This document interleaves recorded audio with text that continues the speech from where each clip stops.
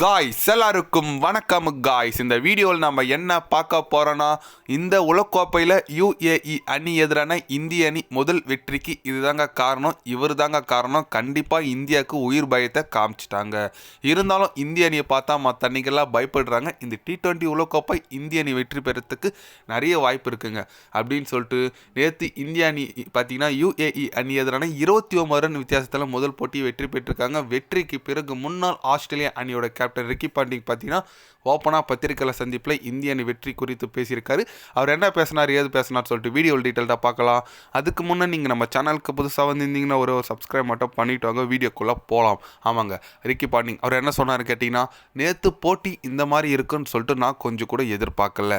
நான் நினச்சேன் 250 இல்லை 300 ரன் அடிப்பாங்க இந்திய அணி நினச்சேன். ஆனால் இந்த அளவுக்கு சூப்பரான ஒரு போலிங் போட்டாங்க யுஏஇ அணி.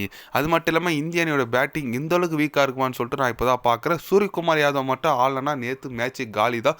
ஏன்னா 130 140 அடிச்சிருந்தா கண்டிப்பாக இந்தியாவை சேஸ் பண்ணி வின் பண்ணியிருப்பாங்க யுஏஇ அணி. அது மட்டும் இல்லாமல் இந்தியாவோட பந்து வச்சு ரொம்ப ரொம்ப அபாரமாச்சுங்க. அக்சர் பட்டேலாக இருக்கட்டும், வருண் சக்கரவர்த்தி, குல்தீப், அந்த போலிங் யூனிட்டே இந்திய அணியோட சம போலிங் யூனிட். சூரியகுமார் யாதவுக்கு நான் வாழ்த்துக்கள் சொல்லிக்கிறேன். அவர் ஒரு கேப்டன்ஸ் இன்னிங்ஸ் ஆனார், அதுதான் வெற்றிக்கு காரணம். இந்தியா இருந்தாலும் எனக்கு நம்பிக்கை இருக்குங்க, இந்த T20 வேர்ல்டு கப் முடித்துக்குள்ள எப்படியாச்சும் அவங்க 300 ரன் அடிப்பாங்கன்னு சொல்லிட்டு நான் எதிர்பார்க்குறேன். அந்தளவுக்கு இந்திய அணி பேட்டிங் போலிங் ரெண்டுமே சூப்பர். மிகவும் ஒரு ஆபத்தான அணி இந்தியா தாங்க அப்படின்னு சொல்லிட்டு நம்ம ரிக்கி பாண்டிங் பார்த்தீங்கன்னா தலைவன் ஓப்பனாகவே பேசியிருக்காப்புல.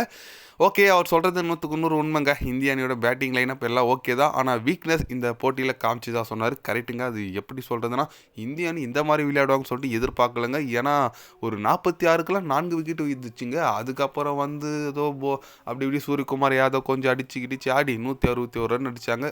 இவங்க நம்ம யுஏஇ அணி பார்த்தீங்கன்னா வெறும் 132 ரன்னுக்கு முடிஞ்சு ஓவர். அதாவது 29 ரன் வித்தியாசத்தில் இந்திய அணி வெற்றி பெற்றாங்க.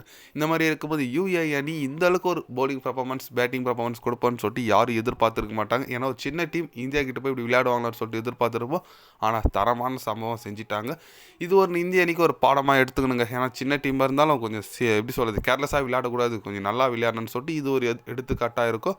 அதனால் பொறுத்து பார்க்கலாங்க இந்திய அணி அடுத்தடுத்த போட்டி யாரு கூட நல்ல பர்ஃபார்மன்ஸ் கொடுக்குறாங்களோன்னு சொல்லிட்டு. ஏன்னா அடுத்த போட்டி பார்த்தீங்கன்னா பாகிஸ்தான் கூட வரப்போகுது, அதாவது 15ஆம் தேதி. அதில் யார் ஜெயிக்கிறாங்களோ அது கிட்டத்தட்ட இந்த குரூப் ஸ்டேஜில் தேர்வாகிடுவாங்கன்னு சொல்லலாம். அதனால் பொறுத்தது பார்க்கலாங்க என்ன மாதிரி ஒரு பர்ஃபார்மன்ஸ் கொடுக்குறாங்கன்னு சொல்லிட்டு இந்திய அணி. நீங்கள் சொல்லுங்கள், நேற்று நம்மளுக்கு மரண பயம் காமிச்சிட்டாங்க பாருமா, அந்த மாதிரி இந்திய அணிக்கு தோணியிருக்கும். அது குறித்து உங்களோட கருத்துக்கள் என்னன்னு சொல்லிட்டு மறக்காமல் கமெண்டில் கொஞ்சம் சொல்லுங்கள்.